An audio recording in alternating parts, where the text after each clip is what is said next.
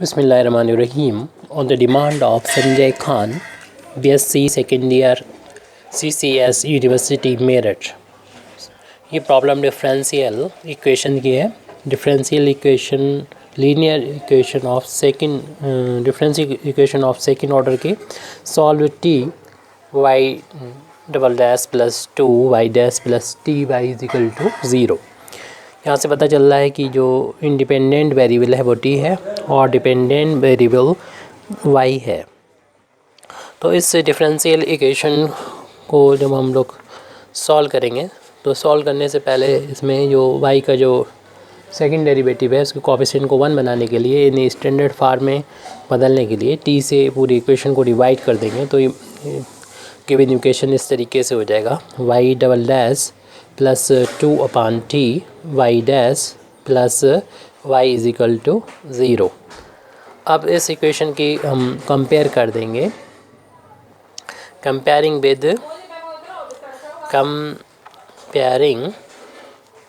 It with Y double dash plus p Y dash plus q Y equal to r से compare करेंगे.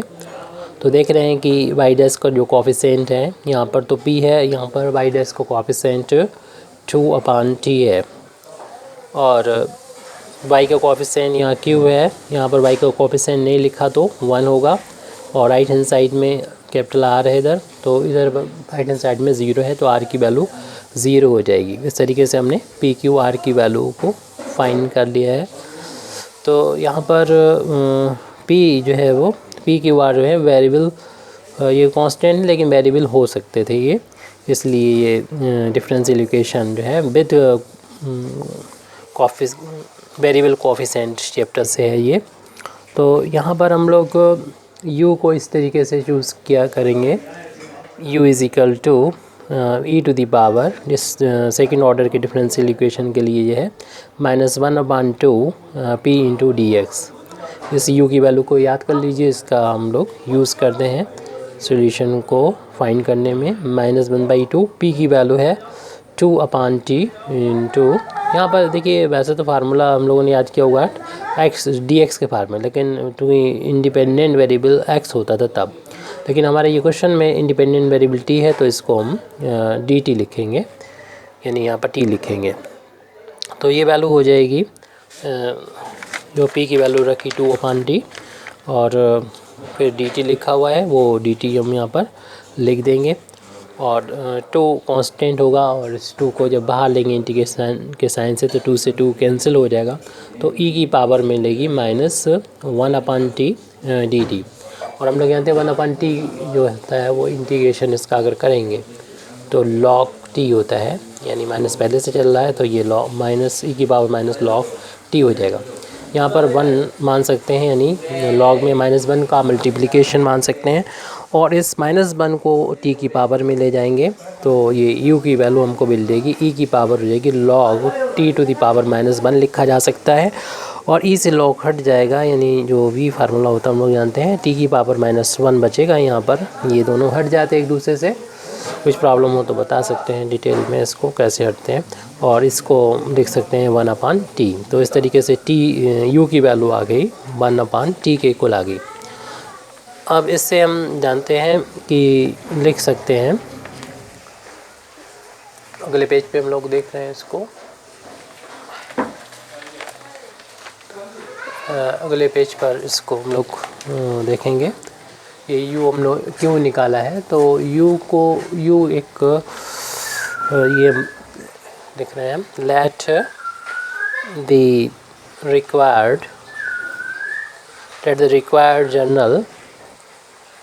General solution, क्योंकि हमें general solution find करना है. जो डिफरेंशियल इक्वेशन हमको दे रखा था b y is equal to u into v, तो बस हमने अगर v फाइंड कर लिया तो u हमने निकाला था.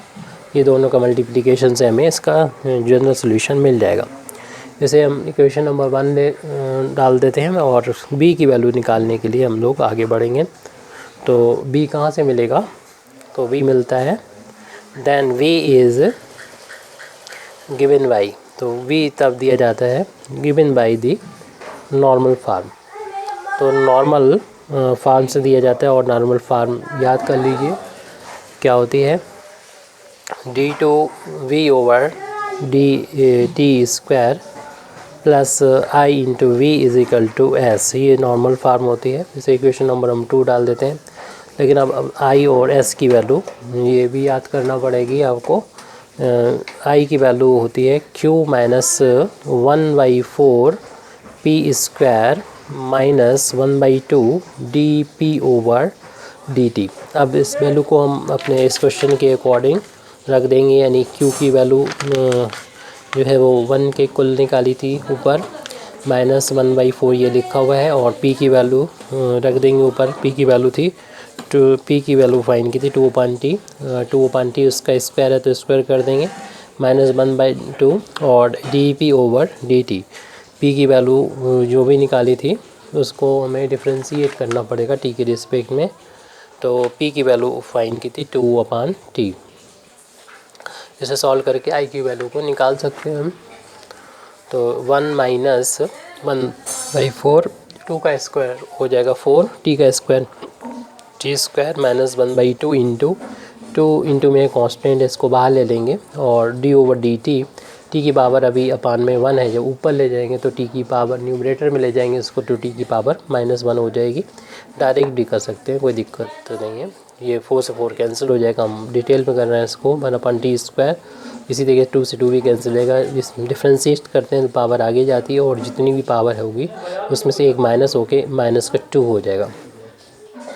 तो ये वैल्यू आ जाएगी, ये i के इक्वल चल रही है 1 माइनस 1/t²। ये माइनस माइनस प्लस हो जाएगा, और t की पावर -2 है, इसको अगर प्लस करना चाहें तो 1/t² कर लेंगे। ये प्लस माइनस कैंसिल हो जाएगी। इस तरीके से ये वैल्यू i के इक्वल चल रही थी, और i की वैल्यू 1 के इक्वल आ गई। अब हम लोग s की वैल्यू जो इक्वेशन नंबर 2 में ज़रूरत पड़ेगी, तो s की वैल्यू होती है कैपिटल R/u होता है। u हम पहले ही फाइंड कर चुके थे। r की वैल्यू जो है वो कंपेयर करके हमने फाइंड की थी। u की वैल्यू अपनी 1/t निकली थी, और 0 में इसका डिवाइड करेंगे तो ये वैल्यू तो 0 के इक्वल ही आएगी।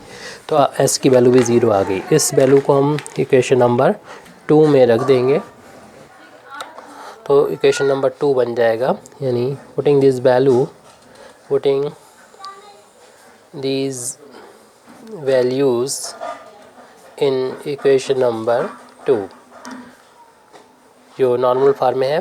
तो d/v/dt² प्लस i की वैल्यू 1 निकली थी इंटू v, और राइट हैंड साइड में है s की वैल्यू 0 आई थी। तो इसको हम इस तरीके से भी लिख सकते हैं, अगर डी नोटेशन में इसको कन्वर्ट करें, यानी d/dt को अगर हम कैपिटल D बोलें तो सेकंड डेरिवेटिव d/dt² हो जाएगा, d² हो जाएगा। तो इसको लिखा जा सकता है, यहाँ पर अगर v है तो इधर v आ जाएगा, यानी d/v plus v 1 times v is equal to 0। इनमें से अगर v कॉमन ले लें तो d² plus 1 v is equal to 0 हो जाएगा। अब इस डिफरेंशियल इक्वेशन को, जो कि लीनियर डिफरेंशियल इक्वेशन है, इसको सॉल्व करने के लिए हम लोग इसका एक्सिलरी इक्वेशन लिख देंगे। इस डिफरेंशियल इक्वेशन की एक्सिलरी इक्वेशन हो जाएगी, यानी इस इक्वेशन नंबर 3 डाल देते हैं। तो एक्सिलरी इक्वेशन ऑफ 3 इज निकालना है, तो जहाँ d मिले वहाँ पर m रख दिया, m² plus 1 is equal to 0। इससे m की वैल्यू को फाइंड करने के लिए 1 को ट्रांसपोज करेंगे, -1 हो जाएगा, और फिर m की वैल्यू निकालेंगे, स्क्वायर हटाएंगे, स्क्वायर रूट लग जाएगा, जो कि -1 पे स्क्वायर रूट लगेगा। इसकी 2 वैल्यू होती है, plus minus, square root -1 iota होता है, यानी i। तो जब कॉम्प्लेक्स m की वैल्यू हमें कॉम्प्लेक्स नंबर की फॉर्म में मिल गई, तो इससे हम इस डिफरेंशियल इक्वेशन 3 का कॉम्प्लीमेंट्री फंक्शन लिख सकते हैं। तो complementary function of differential equation 3 is equal to c1 cos, जो यहाँ पर i को कोफिशिएंट ने नहीं लिखा तो 1 होगा, 1 टाइम्स ये t हो जाएगा, प्लस का c2 into sine 1 times t, जो भी m की वैल्यू है वो यहाँ पर लिख दी जाएगी, प्लस माइनस हो तो इस तरीके से लिखते हैं, और सिर्फ इमेजिनरी हो तब इस तरीके से लिखते हैं। यानी 1 का इंटू करेंगे t में, तो ये c1 cos t और प्लस का c2 साइन t हो गया। ये कम्प्लीमेंट्री फंक्शन आ गया। अब पर्टिकुलर इंटीग्रल की वैल्यू को निकालना होगा। फॉर्मेलिटी ज़्यादा होगी, हालांकि इसकी वैल्यू तो ज़ीरो ही आएगी क्योंकि राइट हैंड साइड में तो ज़ीरो है। तो अगले पेज पे हम लोग लिख रहे हैं particular integral is equal to 1 upon जो y का इक्वेशन नंबर 3 को देखें, जो यहाँ पर v का जो कोफिशिएंट है यहाँ पर डी स्क्वायर प्लस 1 इसको लिखा जाता है अपान में नीचे लिखेंगे, यानी ये 1 अपान में हो जाएगा ये डी स्क्वायर प्लस 1, और राइट हैंड साइड में इक्वेशन नंबर 3 के जो राइट हैंड साइड में है 0 उसको लिखेंगे इक्वेशन नंबर, और 0 अगर यहाँ पर है तो इस ये ऑपरेटर जब 0 पर ऑपरेट होगा तो इसकी वैल्यू भी 0 ही आएगी। तो इसकी वैल्यू 0 आ गई तो इसलिए कह सकते हैं सॉल्यूशन ऑफ डिफरेंशियल इक्वेशन जो इक्वेशन नंबर 3 से डिनोट है वो हो जाएगा, और इसमें डिपेंडेंट वेरिएबल v था तो डिपेंडेंट वेरिएबल की वैल्यू हो जाएगी complementary function plus particular integral. Complementary function हमने निकाला था c1 cos t प्लस का c2 sin t, और पर्टिकुलर इंटीग्रल की वैल्यू जो है वो थी 0 के बराबर। इस तरीके से c1 cos t plus c2 sin t ये वैल्यू v के इक्वल आ गई है।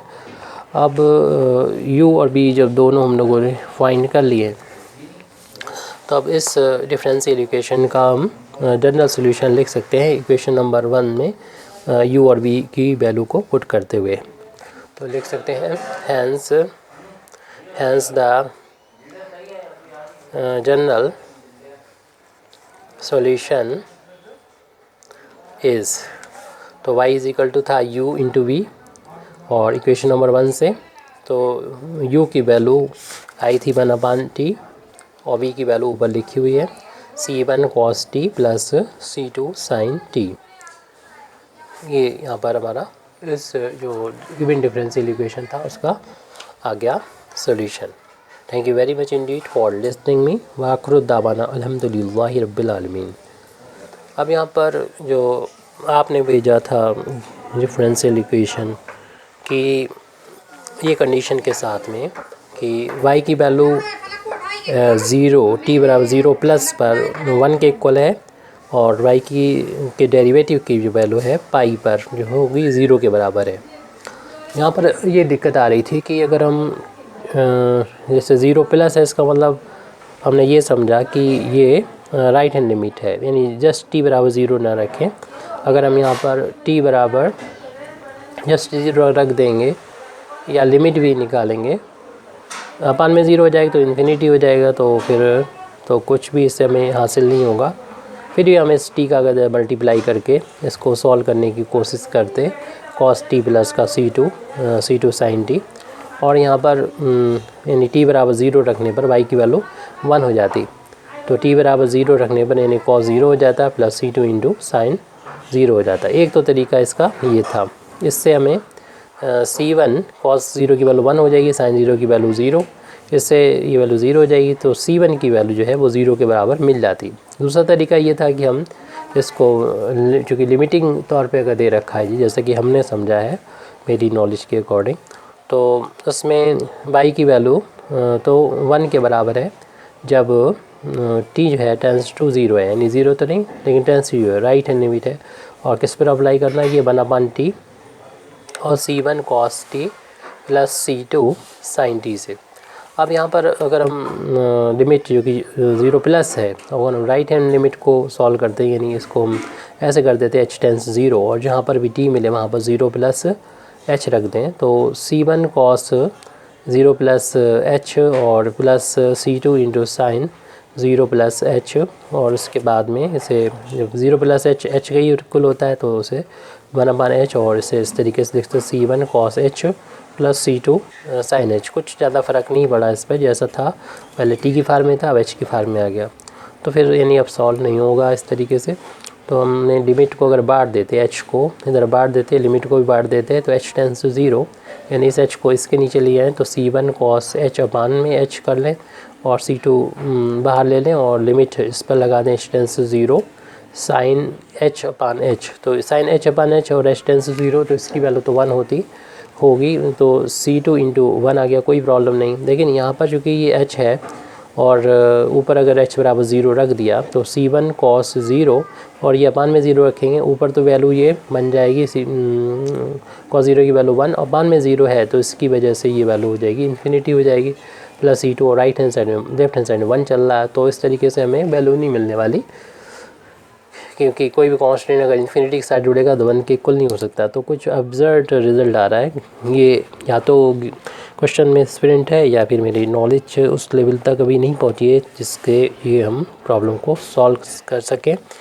तो ये दूसरा मेथड हमने लिया था, ये पहले जो सॉल्व करके दिखाया था उससे C1 बराबर 0 आया, इसको अगर आगे बढ़ाएं और इसको दोबारा से डिफ्रेंशिएट कर दें, क्योंकि डेरिवेटिव चाहिए, तो डिफ्रेंशिएट अगर इसको करेंगे तो फर्स्ट सेकंड मान के फर्स्ट फंक्शन का वैसा ही सेकंड का डिफ्रेंशिएशन प्लस सेकंड वैसे ही फर्स्ट का डिफ्रेंशिएशन, ऐसे ही राइट हैंड साइड में डिफ्रेंशिएट करेंगे। C1 कांस्टेंट बाहर ले लेंगे, कॉस का डिफ्रेंशिएशन माइनस साइन t हो जाएगा प्लस C2 बाहर ले लेंगे, साइन का डिफ्रेंशिएशन कॉस t आएगा। अब t बराबर 0 रखने पर y की वैल्यू तो t बराबर 0 पर आपको मालूम 1 के इक्वल है और ये y डैश की वैल्यू भी पाई पर पता है हमको कि पाई डैश की वैल्यू कितनी है, तो हम पाई पर निकालेंगे। तो इस तरीके से निकालने में दिक्कत आ रही है अगर हम ऐसा कर रहे हैं कि टी बराबर पाई रखेंगे तो इसकी वैल्यू तो पता है लेकिन इसकी वैल्यू नहीं मालूम है, तो फिर हम दोबारा से इसे ऐसे करें कि